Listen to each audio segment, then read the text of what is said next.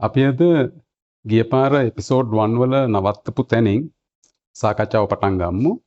අපි එදා කතා කරලා අවසන් කරේ මේ කොහොමද අපි ආදි මිනිසාගේ රංචු ගැසීම් වල ඉඳලා භාෂාව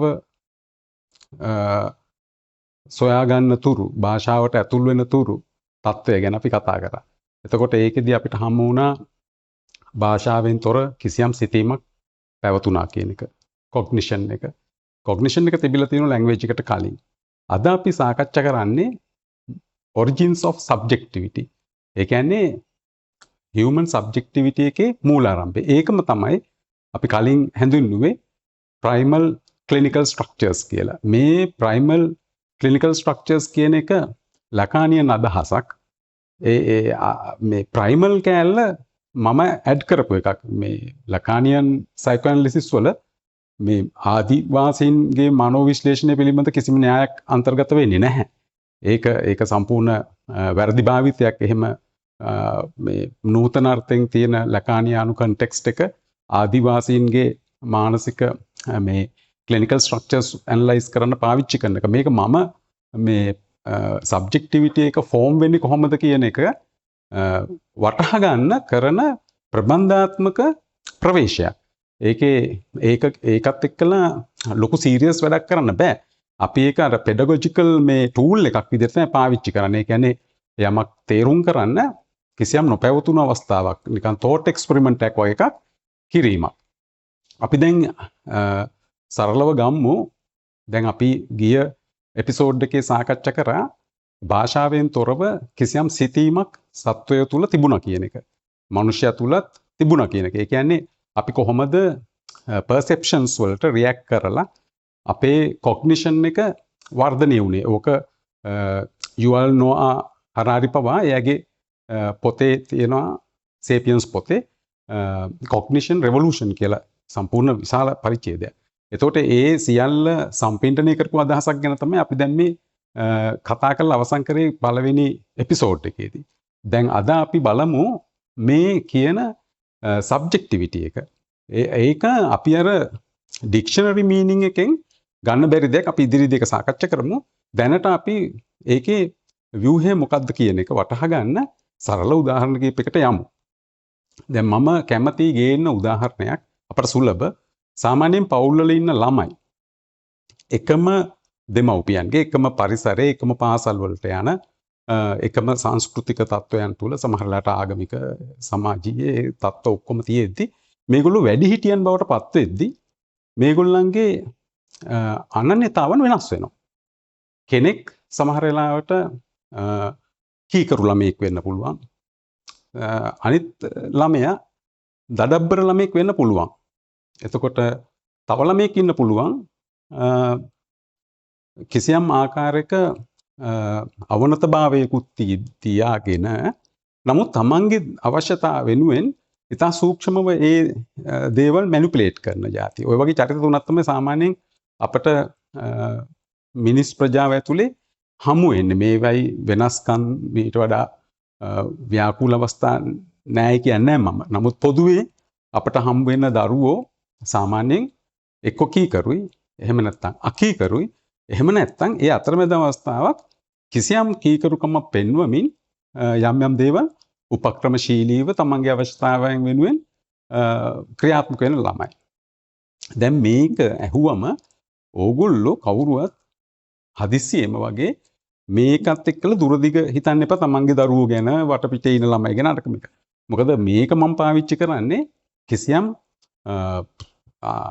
human subjectivity කියන මේ සංකීර්ණ අදහසට ප්‍රවේශයක් ගන්න අවශ්‍ය මේ කිසියම් ඉගෙනීමේ පහසුවට ගොඩනගපු මොඩල් එකක් විදිහට මේකෙන් කිසිම දෙයක් ඩයග්නෝස් කරන්න යන්න නොවේ.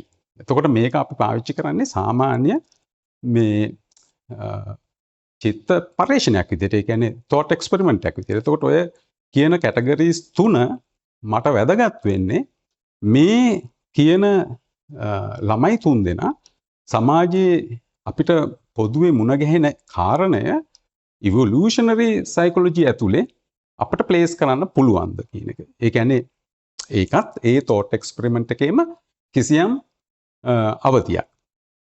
ඇයි අපි මේ වගේ දෙයක් thought experiment එකක් කරලා මේ ලෝකේ දකින්න බැරි කිසියම් නිකන් අద్භූත ජනක හරි එහෙම නැත්නම් යථාර්ථයකට සම්බන්ධයක් නැති දෙයක් ගැන අපි මෙහෙම හිතින් මවා ගැනීමක් කරන්නේ කියන එකට හේතුව මේ දැන් සමහර විෂයන් වල මූලික ඇක්සියොම්ස් වගේ දේවල්. ඒ කියන්නේ ප්‍රාථමික කාරණා අපිට වැඩි ප්‍රශ්න කරන්න අමාරුයි. ඒ කියන්නේ ඒ වයින් සමහරවිට මේ විෂයන් පටන් ගන්නවා. නමුත් මේ විෂයේ ආරම්භය ගැන තියෙන්නේ කිසියම් ආකාරයක අධිපතිවාදී මතයක් වගේ දෙයක්. එහෙම නැත්නම් ප්‍රශ්න කිරීමට නොහැකි වගේ දෙයකින් තමයි ඒව පටන් ගන්නෙ. හුඟක් වෙලාවට ඇක්සියොමැටික් කියලා කියන්නේ ඒ වගේ. ඒ කියන්නේ එතනින් හරිය ප්‍රශ්න කරන්න බෑ වගේ. නමුත් මම මේ මගේම ක්‍රමයකට වගේ එහෙම කිව්වොත් තමයි නිවැරදි. මේක මේ ලකාන් කොහෙදවත් පාවිච්චි කරලා නැහැ. එයයි මේ වගේ අදහසක් ඇහුවොත් අද සම්පූර්ණ ප්‍රතික්ෂේප කරනවා. නමුත් මම ඒක පාවිච්චි කරන්නේ ඒ සංකීර්ණ අදහසට කිසියම් ආකාරයක සරල අප්‍රෝච් එකක් දෙන්න. එතකොට ඒක වටහා ගැනීමේ පහසුවක් වෙනවා අර සංකීර්ණ ලකානියානු සබ්ජෙක්ටිවිටි එක. එතකොට එතන ටිකක් දුර නිසා අපි ඊට වඩා ප්‍රාථමික උදාහරණයකින් නිවැරදි නෑ. නමුත් ඒකෙන් අපට කිසියම් අදහසක් ඇති කරගන්න බාධාවක් වෙන්නේ නෑ. අපිට පස්සේ ඒක සංවර්ධනය කරගන්න පුළුවන් යථාර්ථවත් ඒ කියන්නේ ලකාන් කියපුම සබ්ජෙක්ට් එක වෙනුවෙන්. දැන් අපි කල්පනා කරලා බලමු ඉවොලූෂනරි ප්‍රොසෙස් එක ගැන ඉතා සරල මට්ටමින්. මේ ඉවොලූෂනරි ප්‍රොසෙස් එකේදී ඒකේ මං පළවෙනි එපිසෝඩ් එකෙත් කිව්වා කිසියම් ගාමක බලයක් තියෙනවා කියලා පරම්පරාවෙන් පරම්පරාවට එහෙම ගලාගෙන යන කිසියම් ඔබ්ජෙක්ටිව් එකකට. ඒ කියන්නේ මෙතන මේ ඔබ්ජෙක්ටිව් එක ඇවිල්ලා පරිණාමයේ ඉලක්කය පර්ෆෙක්ට්ම ජීවියෙක් හදන එක නොවේ. අන්න ඒක තමයි වැදගත්ම කාරණේ. එහෙම පර්ෆෙක්ට්නස් කියන එකක් එහෙම පර්ෆෙක්ට් ඕගනිසම් එකක් හදන එක මේ පරිණාම ක්‍රියාවලියේ බලාපොරොත්තුව නෙමෙයි. පරිණාම ක්‍රියාවලිය බලාපොරොත්තු වෙන්නේ හැමතිස්සෙම පැවැත්ම තහවුරු කරන්න. ඒ කියන්නේ සර්වයිවල් කියන එක. එතෙන්දී අර පර්ෆෙක්ට් ඕගනිසම් කියන එකට වඩා රිලයබල් ඒ කියන්නේ ඒ තත්ත්වවලට ඇඩප්ට් වෙන ජීවියෙක් කිසියම් ජීව කාණ්ඩයක් පවත්වාගෙන යාම තමයි ඒකේ අරමුණ. එතෙන්දී අපිට වැදගත් වෙන්නේ දැන් අපි ගත්තොත් එහෙනම් ෆිසික්ස් වල නම් දැන් ඉලෙක්ට්‍රෝන වගේ ඒවා අයිඩෙන්ටිකල්. දැන් අපි ඉලෙක්ට්‍රෝන වගේ දෙයක් ගත්තොත් ඉලෙක්ට්‍රෝනේ තියෙන තැනින් ස්වායත්තයි. ඒ කියන්නේ ගැලැක්සියේ කෙළවරේ තිබුණත් ඉලෙක්ට්‍රෝනේ මේ පෘථිවියේ තියෙන ඉලෙක්ට්‍රෝන මේව ඔක්කොම ප්‍රතිසමයි. ඒ කියන්නේ සර්ව සමයි. කිසිම වෙනසක් නැහැ. ඒකේ තේරුම තමයි භෞතික විද්‍යාව හැසිරෙන විදියට වඩා හුඟක් වෙනස් බයොලොජි හැසිරෙන විදිය. ඒ කියන්නේ ජීව විද්‍යාව හැසිරෙන විදිය. ජීව විද්‍යාවේදී හැමතිස්සෙම විවිධාකාර ප්‍රභේද එකම සතාගේ වුණත් මියුටේෂන්ස් ගොඩක් හදනවා. ඒ මියුටේෂන්ස් වලින් තමයි අර වැඩියෙන්ම හොඳ කෙනා වැඩියෙන්ම ඔරොත්තු දෙන කෙනා හොඳ කෙනා කියලා මම මීන් කරන්නේ ඒ තියෙන තත්ත්වෙට සාර්ථකව මුහුණ දෙන කෙනාගේ දැනුම එන්කෝඩ් වෙලා යනවා. අපි මේක දීර්ඝ වශයෙන් සාකච්ඡා කරා එපිසෝඩ් 1 වල. එතකොට දැන් අපි මෙතෙන්දි දැනගන්න ඕන කාරණේ තමයි මේ පර්ෆෙක්ට් කියන අර්ථය පරිණාමික අවශ්‍යතාවයක් නොවේ. අපි වෙනත් විදියකට වටහා ගන්න උත්සාහ කරමු මේ පරිණාමිකව විවිධ තත්ත්ව විවිධ විදියේ සත්ව කොටස බිහි කරන්නේ ඇයි කියලා. ඒක එක සත්ව වර්ගයක් තුල පවා විවිධාකාර හැකියාවල් තියෙන සත්තු නිර්මාණය කරන්න හේතුව. දැන් අපි උදාහරණයක් විදිහට ගත්තොත් අපි හිතමු ගුහාවකින් පිටත් වෙනයි කියලා කිසියම් චිම්පන්සි රංචුවක්. ඒගොල්ලෝ අයිඩියල් නම් ඒගොල්ලෝ හැමම හැසිරෙන්නේ එකම විදියට නම් එකම විදියටම නම් රිස්ක් එක ගන්න එකම විදියට නම් රියැක්ට් කරන්නේ එකම විදියටම බිහේව් වෙනවා නම් එක ප්‍රෙඩර් කෙනෙක් ආවොත් ඒ කියන්නේ දඩයක් කිසියම් ආකාරයක ඒගොල්ලෝ ආහාරයට ගන්න සත්වයෙක් ආවොත් කොටියෙක් වගේ ආවොත් ඒ සේරම නැති වෙලා යනවා. ඒ කියන්නේ ඒ සමහරට රංචුවක් ඇටැක් කරොත් ඒක වගේ හැසිරුණොත් ඔක්කොමලා විනාශ වෙලා යනවා. ඒ කියන්නේ ඒ රංචුවම විනාශ වෙලා යනවා. දැන් එහෙම නොවෙන්න හේතුව මේගොල්ලෝ එක විදිහටම බිහේව් වෙන්නේ නැති එක. ඒ කියන්නේ මේ සත්තු චිම්පන්සි කියලා එක ස්පෙසිස් එකක් වුණාට නමුත් ඒගොල්ලන්ගේ බිහේවියර් එකට එනකොට ඒ කියන්නේ ඒගොල්ලන්ගේ මේ හැසිරීම එකිනෙකට වෙනස්. එක්කෙනෙක් ටිකක් පැසිව්, එක්කෙනෙක් ටිකක් විජිලන්ට්, එයා වටපිට බලන වැඩි, තව එක්කෙනෙක් අනිත් අය කරන ඒවා ෆලෝ කරනවා. ඒ වගේ විවිධ හැසිරීම් එකිනෙකාට තියෙන හින්දා අර වගේ ඇටැක් එකක් වුණොත් කීප දෙනෙක් හරි බේරෙන්න පුළුවන්. මොකද ඒගොල්ලෝ ස්ට්‍රැටජිකලි අරගොල්ලන්ට වඩා වෙනස් ක්‍රියාකාරීත්වයක් පෙන්නපු නිසා. දැන් මං හිතන්නේ ඔන්න ඔහොමයි.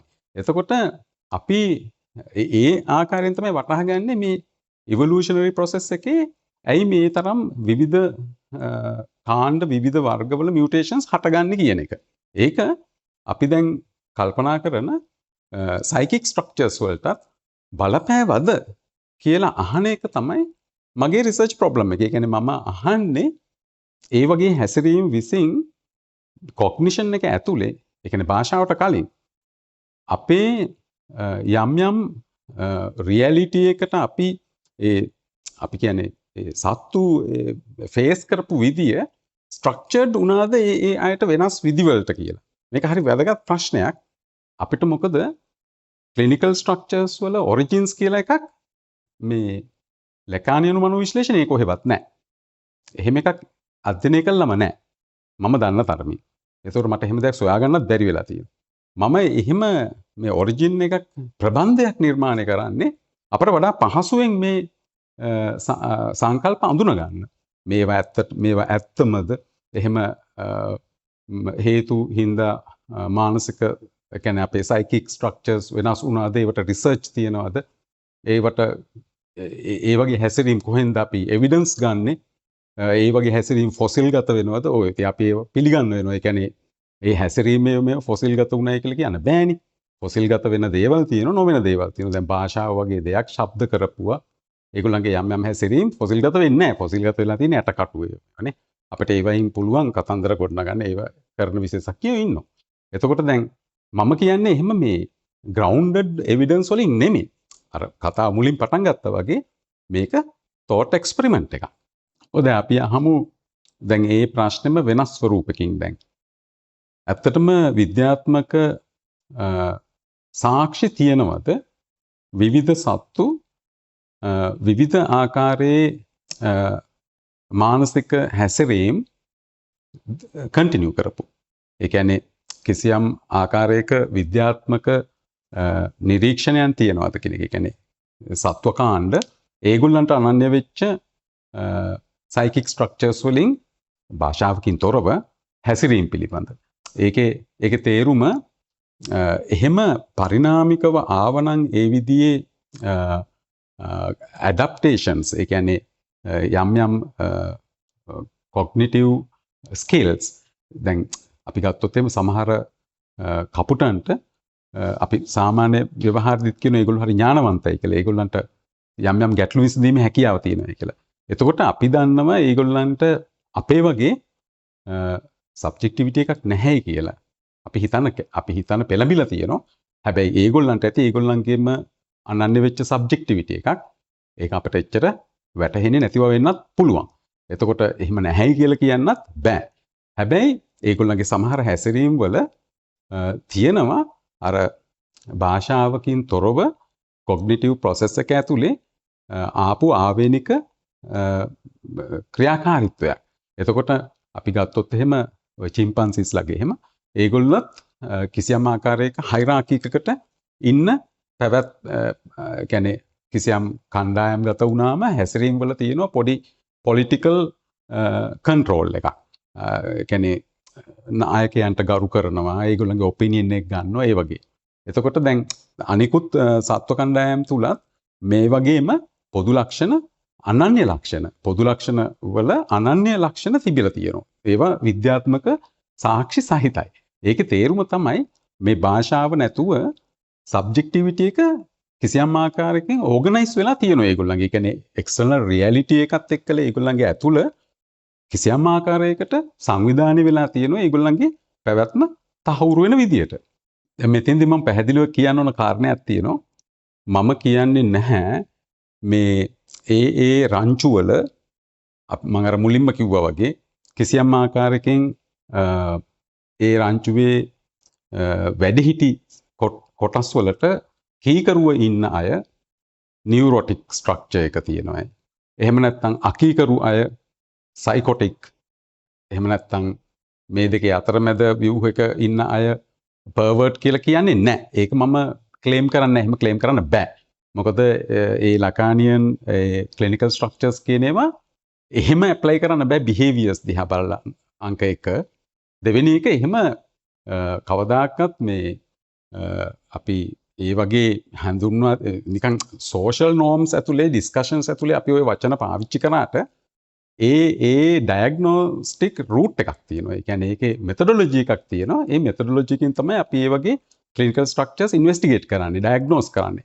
එතකොට ඔන්න ඔය කාරණා දෙකම හින්දා මම මගේ බලාපොරොත්තුවක් නැහැ මේ ලකානියානු clinical structures ඒ සත්තු තුල තියෙනවා කියලා වගේ කියන්න. ඒක පළවෙනියෙන්ම පැහැදිලිවම කියන්න ඕන. මම එතෙන්ට එන්න ඒගොල්ලන්ගේ පැවැත්මවල් පිළිබඳ කිසියම් හැසිරීම් පිළිබඳව කිසියම් චිත්ත පරීක්ෂණයක් කරන්නේ thought experiment එකක්. ඒකේ තේරුම ඒගොල්ලන්ට මේ ලකානියානු මනෝවිශ්ලේෂණයේ තියෙන clinical structures apply කරා කියන එක නොවේ.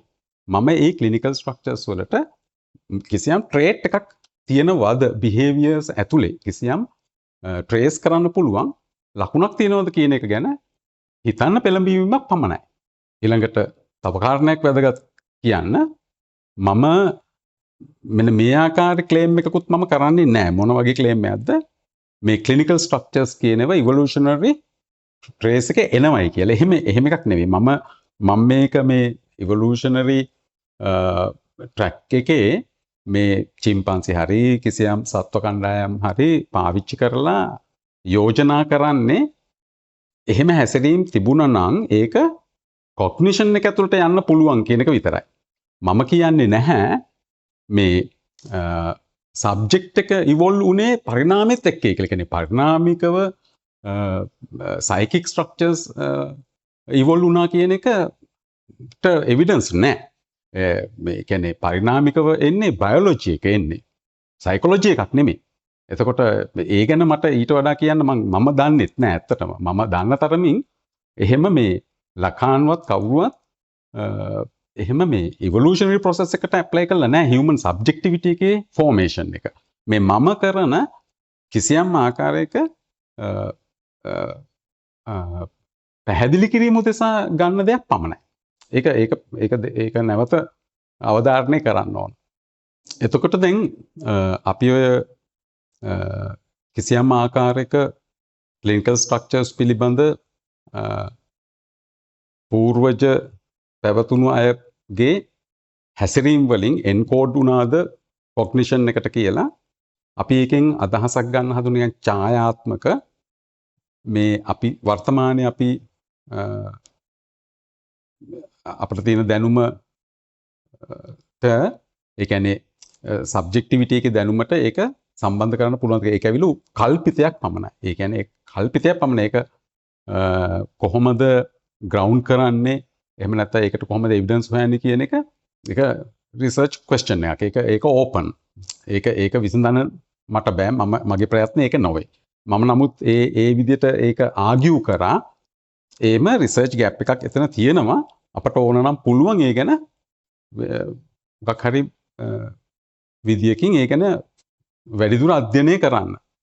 නමුත් දැන් මම මේ වෙලාවේ ඒ බ්‍රිජ් කිරීම කල් දානෝ. එහෙම නැත්නම් ඒක මග ඇරලා අපි ඊටු ටිකට යමු. මොකද එතන අපි පැහැදිලිවම තියෙනවා ගැප් එකක්.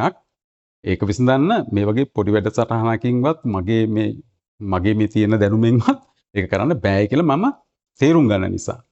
ඊළඟට අපි අර මුලදී චුට්ටක් කල් තිබ්බ මාතෘකාවට එමු. මොකද්ද human subjectivity කියන්නේ කියලා. දැන් subjectivity කියලා කිව්වම ඒකේ අපිට තියෙන dictionary meanings. ඒ කියන්නේ අපේ සිංහල භාෂාවෙන් ගත්තොත් subject කිව්වම විවිධ අර්ථ කීපයක් තියෙනවා. ආත්මය, එහෙම නැත්නම් විෂය, ඒ වගේ. එතකොට ඔය ලකානියන් සබ්ජෙක්ට් කියලා කියන්නේ ඔය මේ ආත්මය කියලා අපි හඳුනා ගන්න දෙයටවත් එහෙම නැත්නම් විෂය කියලා අපි හඳුනා ගන්න දෙයටවත් නොවේ.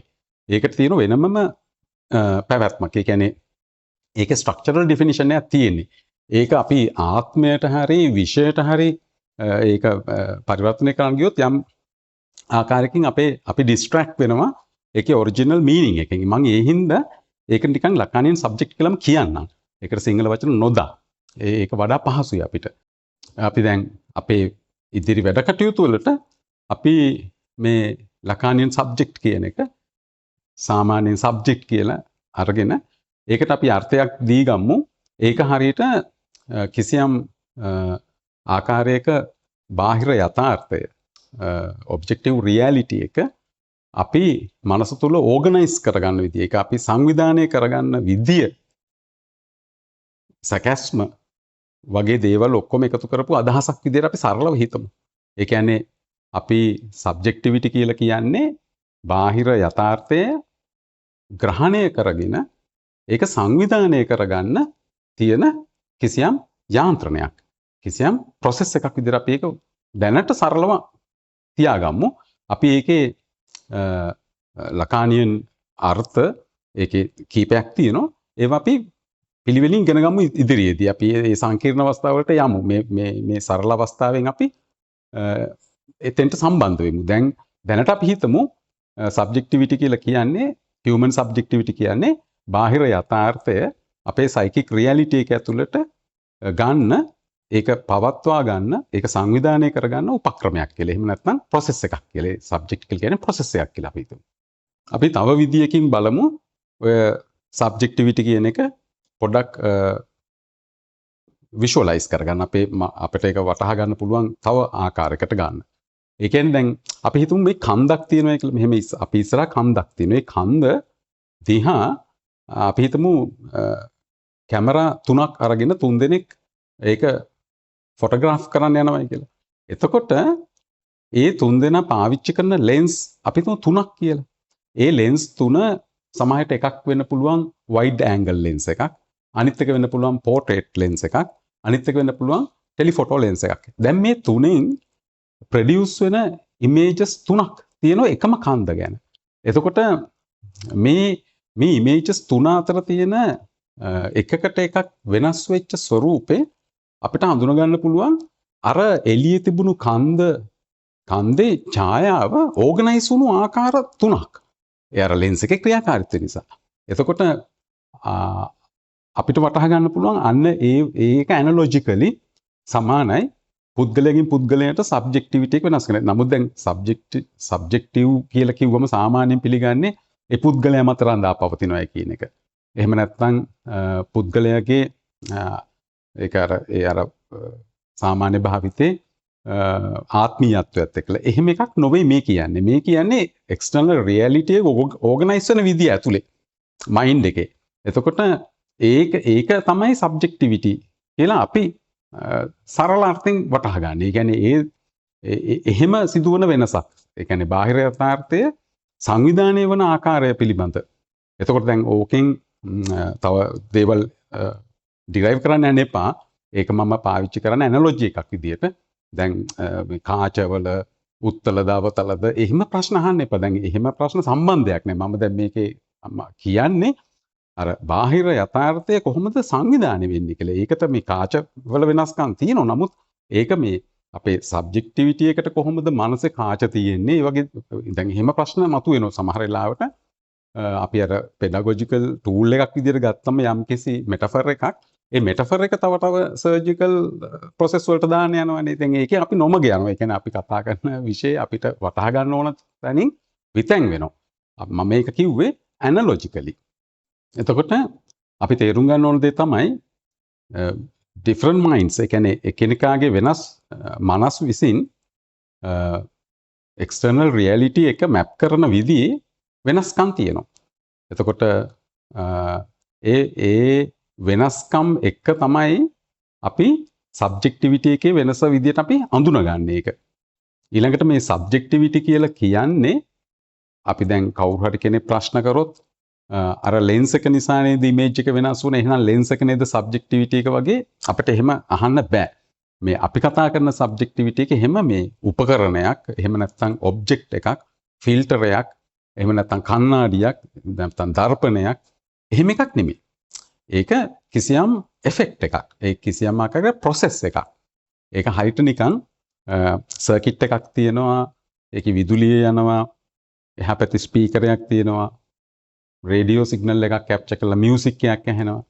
හැබැයි අපිට ඒ පරිපතේ මේ කොටසද ඒ මියුසික් එක නිර්මාණය වෙන්නේ එහෙම නැත්නම් මේ කෑල්ලේද මේ කැපැසිටර් එකේද මේ රෙසිස්ටරේද කියලා එහෙම වෙන් කරන්න බෑ වගේ. ඒක මයින්ඩ් එකේ ප්‍රොසෙස් එකක්. ඒකට තමයි අපි කිව්වේ සබ්ජෙක්ටිවිටි කියලා. අපිට ඒක කිසියම් දෙයකට ඌනණය කරන්න බෑ. අපිට ඒක බලන්න බෑ, දකින්න බෑ. ඒක සොයා ගන්නත් බෑ. එහෙමයක් පවතිනවා. එතකොට දැන් අපි ඒ සබ්ජෙක්ටිවිටි කියන එක ගැන කිසියම් අවබෝධයක් ඇති කරගත්ත. ඒ කියන්නේ බොහොම සරල අවස්ථාව, සරලම අවබෝධයක්. ඒක කිසියම් ස්ට්‍රක්චර් එකක්. ඒක කිසියම් ආකාරයක ප්‍රොසෙස් එකක තමයි තියෙන්නේ. එතකොට අපි එකිනෙකාට වෙනස් සබ්ජෙක්ටිවිටි එක තියෙනවා, සබ්ජෙක්ටිවිටීස් තියෙනවා. ඒකේ තේරුම අපේ එක්ස්ටර්නල් රියැලිටි එක අපේ සයිකික් ඉන වර්ල්ඩ් එක ඇතුලේ මැප් වෙන විදිය එකිනෙකාට වෙනස්. ඒවා සර්ව සම වෙන්නේ නැහැ. ඒවයි විශාල පරතරයක් තියෙනවා අර ලෙන්සස් වලින් ඇති කරපු ඉමේජස් වගේ. එතකොට දැන් අපිට මේ ඇනලොජි එකම ගේන්න පුළුවන් මේ ආටිෆිෂල් ඉන්ටෙලිජන්ස් අපි පාවිච්චි කරන ප්‍රොම්ප්ටිං වලට පාවිච්චි කරන ඇප්ස් වලට. දැන් අපි ගත්තොත් එහෙම කිසියම් එකම යුනික් ප්‍රොම්ප්ට් එකක් ඇප්ස් 3-4කට දුන්නොත් ඒ ප්‍රොඩියුස් කරන අවුට්කම් එක එකිනෙකට වෙනස්. ඒව සමාන වෙන්නේ නැහැ. එහෙම දැන් මම ඒකෙන් කියන්නේ නැහැ මේ AI වලට සබ්ජෙක්ටිවිටි එකක් තියෙනවායි කියලා. ඒක මගේ බලාපොරොත්තුව නෙමෙයි. එහෙම එකක් කියන්න නෙමෙයි. මොකද සබ්ජෙක්ටිවිටි කියන එකේ අපේ සංකීර්ණ අදහසට ගියාම අපි තේරුම් ගන්නවා ඒක කොයි වගේ තැනකද ඒක හටගන්නේ කියන එක.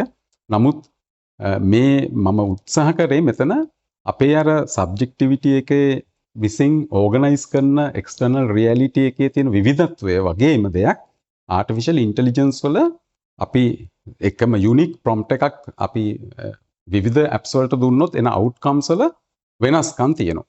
ඒ වෙනස්කම් වල ඒක මම මේ වෙලාවේ ඒක මතු කරන්නේ එහෙම වීමම AI වල සබ්ජෙක්ටිවිටි එකක් තියෙනවා කියලා කියන්න ප්‍රමාණවත් නැහැ. එහෙම වීමම ඒක ඇතුලේ ආකිටෙක්චර් එකත් එක්කලා ඩිපෙන්ඩ් වෙනවා. ඒ කට්ටිය කොහොමද ඒක සංවිධානය කරලා තියෙන්නේ ඇතුළත. ඒ ඇල්ගොරිතම්ස් වල තියෙන එකිනෙකට තියෙන චේන් ඒ කියන්නේ ඒක ඇතුලේ සිස්ටමැටිකලි ඕගනයිස් වෙලා තියෙන විදියත් එක්කලා. නමුත් දැන් මම කියන්නේ මේ වගේ රිසෙම්බලන්ස් එකක් තියෙනවා නැත්තේ නෑ. නමුත් ඒක හියුමන් සබ්ජෙක්ටිවිටිද නැද්ද කියන එක වෙන ප්‍රශ්නයක්. නමුත් ඒ වෙනස AI වලත් රිෆ්ලෙක්ට් වෙනවා. දැන් අපි ආපහු අපේ ඉවොලූෂනරි ප්‍රොසෙස් එකේ මුල් අවධියකට ලෑන්ඩ් කරලා බලමු. ඒ කියන්නේ අපි එතනදී අපි ගනිමු බලන්න දැන් මේ සබ්ජෙක්ටිවිටි එක පිළිබඳ අපි මෙච්චර වෙලාවක් අපි ඩෙවලොප් කරපු අයිඩියාස් එක්කලා ඒකට සපෝටිව් වෙන්න පුළුවන් කියලා හිතෙන බිහේවියර් පැටර්න්ස් එහෙම තිබුණාද කියන එක. ඒකත් තෝට් එක්ස්පෙරිමන්ට් එකක්.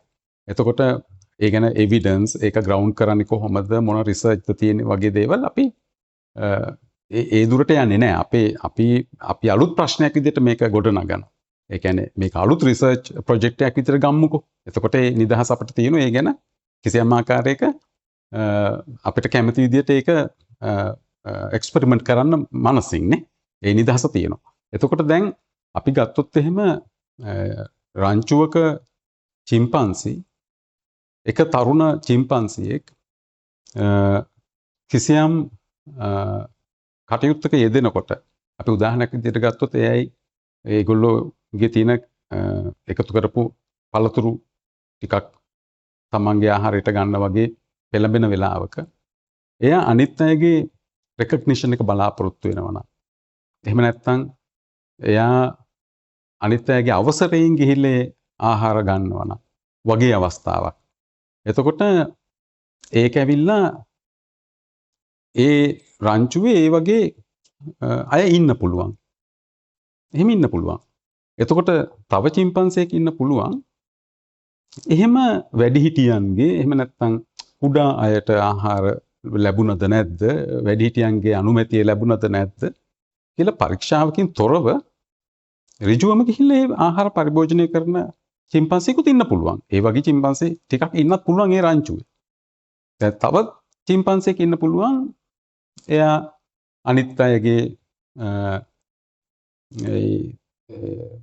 වැඩිහිටියන්ගේ අනුමැතියත් බලාගෙන ඉන්නවා.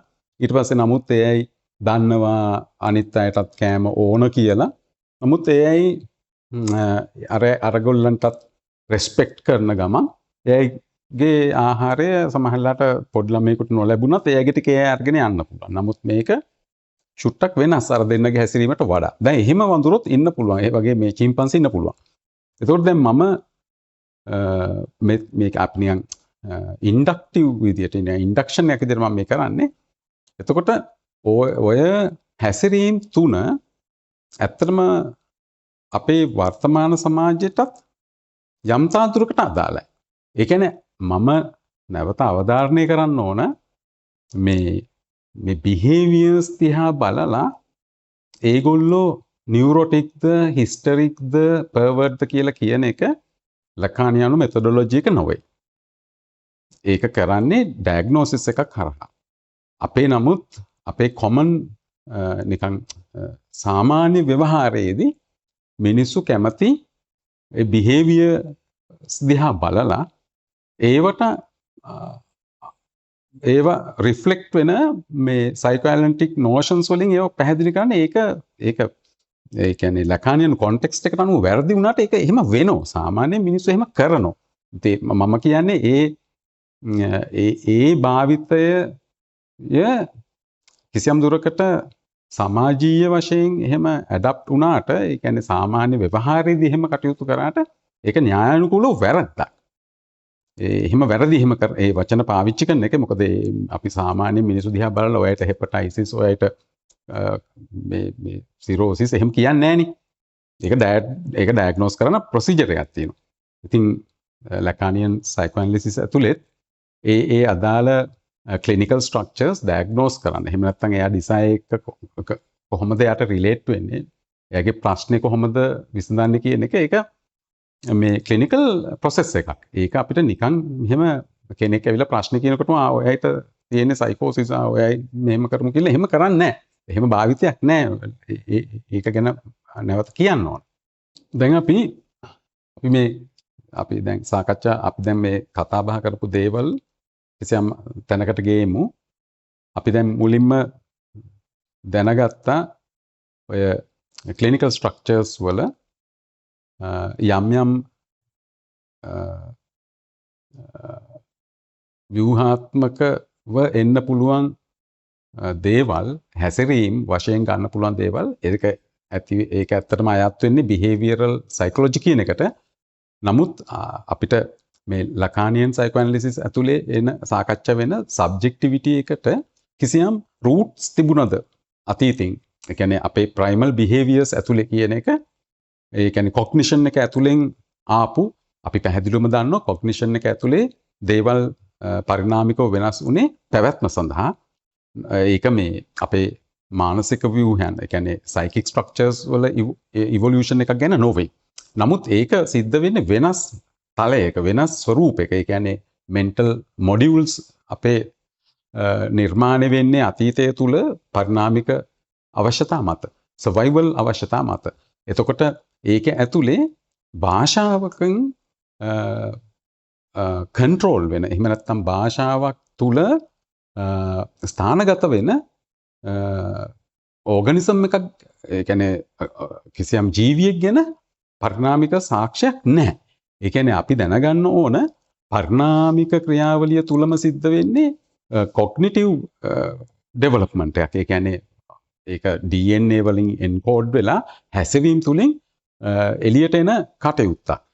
ඒක කොයි වෙලාවකවත් සම්බන්ධ වෙන්නේ නැහැ ලකානියන් සබ්ජෙක්ටිවිටි එකේ අපි ඔය සාකච්ඡා කරන්න ඉදිරියේදී බලාපොරොත්තු වෙන බොරෝමියන් නොට් එක වගේ දේවල් ඒවට එහෙම පරිණාමික ක්‍රියාවලිය තුල කිසිම ප්‍රවේශයක් නැහැ. ඒක අපි මේ වර්තමානයේ තියෙන දැනුමක් පසුආවර්තිතව යොමු කිරීමක් කරේ. ඒක වැරදි. ඇත්තටම ගත්තොත් ලකානියන් කොන්ටෙක්ස්ට් එක ඇතුලේ ඒ වගේ දේවල් කරන්න බෑ. එහෙම දේවල් බ්ලොක් කරලා තියෙන්නේ. එහෙම ඉවොලූෂනරි ප්‍රොසෙස් එකක ප්‍රතිඵලයක් කියලා හිතන එකම ලකානියන් කොන්ටෙක්ස්ට් එක ඇතුලේ වැරදි. අපි මේ කරන්නේ අපි ඒකේ තියෙන සමහර අදහස් එහෙම ඉවොලූෂනරි ප්‍රොසෙස් එක ඇතුලේ තියලා බලනවා අපිට තේරුම් ගන්න පහසුවක් ඇති වෙයිද කියන එක පරීක්ෂා කරන්න. එතකොට අපි දැන් වටහා ගන්නවා යම් හැසිරීම් අපිට මූලිකව ගත්තොත් හැසිරීම් තුනක් පරිණාමික ක්‍රියාවලියේදී රංචුවල ගැවසුණු චිම්පන්සි වගේ මනුෂ්‍යයාගේ සමහර ප්‍රභේද අපිට ඒව ගැන හරියටම කියන්න අමාරුයි. ඒව ෆොසිලගත මේ සාක්ෂි නැහැ. එහෙම නිකන් තෝට් එක්ස්පෙරිමන්ට් එකකින් දකින්න පුළුවන්. ඒ කියන්නේ මේ වගේ ට්‍රේට්ස් තිබුණද කියලා. එතකොට ඒක ඇවිල්ලා අලුත් රිසර්ච් එකක් ඇත්තටම. එතකොට දැන් අපි කල්පනා කරලා බලමු අපේ ඊළඟ මොකද අපි මේකෙන් දැනගත්තේ කියන එක. ඒ කියන්නේ අපි මොනවද මේකෙන් අපි ලකානියානු මනෝ විශ්ලේෂණයට ප්‍රවේශයට උදව්වක් ගත්තේ කොහොමද කියලා.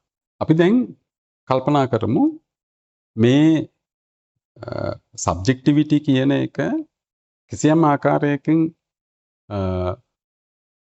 පැවතුනා කියලා කොග්නිෂන් එකත් එක්කලා කොග්නිෂන් එක ඇතුලේ. ඒ කියන්නේ භාෂාවක් නැතුව.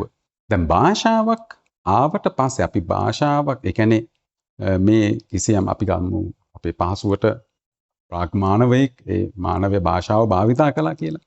එයයි භාෂාවේ යම් ප්‍රාථමික අවධියේ